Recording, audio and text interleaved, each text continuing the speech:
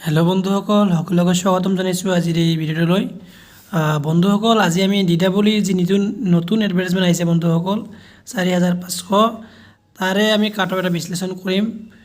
ইতিমধ্যে আপোনালোকে গম পায় DWত অলৰেডি 5,550টা মানে কামখিনি প্ৰায় সম্পূৰ্ণ হৈছে আৰু ইয়াত কাট অফ খুবেই কম যাব বন্ধুসকল। ইতিমধ্যে আপোনালোকক মই কাট অফ এনালাইচিছ কৰিছিলোঁ।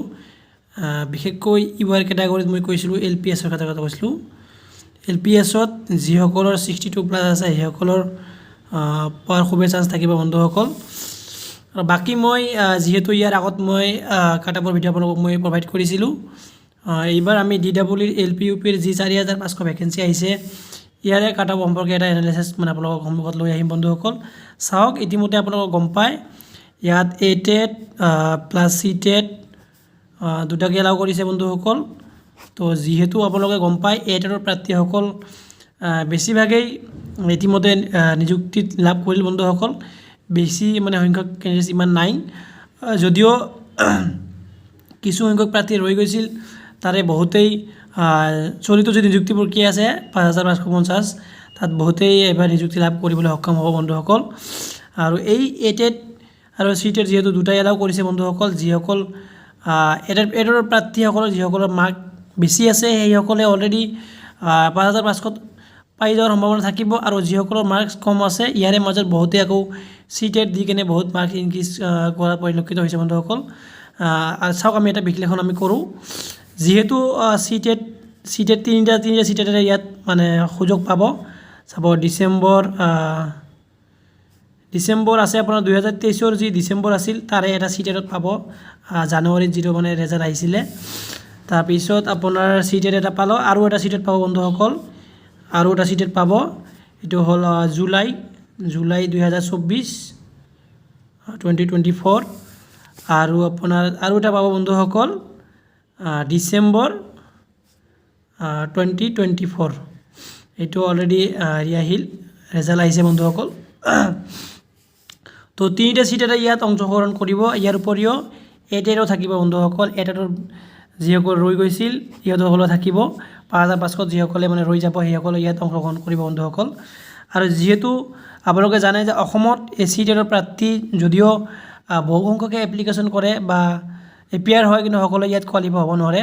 যিহেতু অল ইণ্ডিয়াৰ 16% মানুহে এইবাৰ CTET কোৱালিফাইড কৰিছে বন্ধুসকল।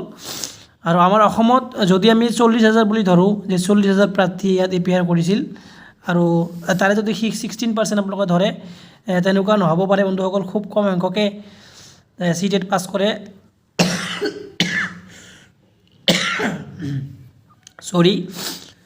যদি আমি ইয়াৰ আগত আমি গম পাইছিলোঁ বা বহুতো পল হওক বা এনালাইচিছ কৰি আমি গম পাইছিলোঁ যে অসমত প্ৰায় 5,000কে কেণ্ডিডেট প্ৰতি বছৰে কোৱালিফাইড কৰে বন্ধুসকল। বেছি সংখ্যক প্ৰাৰ্থী ইয়াত কোৱালিফাইড নকৰে, আৰু বেছি সংখ্যক প্ৰাৰ্থী ইমান হাই স্ক'ৰ কৰিবলৈ সক্ষমো নহয়। কিন্তু আমি যদি তিনিটা পৰ্যায়ত মানে তিনিটা চিৰিয়াত যদি আমি কাউণ্ট কৰোঁ প্ৰায় 5,000কে, তেতিয়াহ'লে কি হ'ব? 3 × 5,000 আপোনালোকে যদি কাউণ্ট কৰে তেতিয়াহ'লে কি হ'ব? 15,000 হ'ব বন্ধুসকল। আৰু এই 15,000 কেণ্ডিডেটসকলৰ মাজত এতিয়া 4,500ত কম্পিটিশ্যন হ'ব বন্ধুসকল। আৰু ইয়াৰ মাজত বহুতেই যে হাই মাৰ্কছ পাব এনেকুৱা নহয়। যদি আপোনালোকে 25% এটা ধৰি লয় যে 15,000ত 25% কি কৰিছে, বহুত হাই স্ক'ৰ কৰিছে, বহুতেই 105 বা মানে মুঠৰ ওপৰত 100+ স্ক'ৰ কৰিছে বন্ধুসকল। তথাপি আপোনালোকৰ এটা আইডিয়া ল'ব পাৰিব কিমান প্ৰাৰ্থী থাকিব পাৰে। আৰু ইয়াৰে বহুতেই আছে এই প্ৰাৰ্থীসকলে আকৌ 100+ মাৰ্ক আগৰ পৰাই আছে, যিসকলে অলৰেডি 5,500ত এপ্লাই কৰিছিল, আৰু সিহঁতসকলেও চাকৰি পাব। প্ৰায় আপোনালোকে ইয়াৰে 2,000 এটা ধৰিব পাৰে যিসকল 5,500ত চাকৰি লাভ কৰিব অলৰেডি, আৰু এইসকল নতুন CTET প্ৰাৰ্থী হয়। তো চাওক, যদি আপোনালোকে 25% বুলি ধৰে 15,000ৰ, তেতিয়াহ'লে আপোনাৰ কিমান হ'ব পাৰে?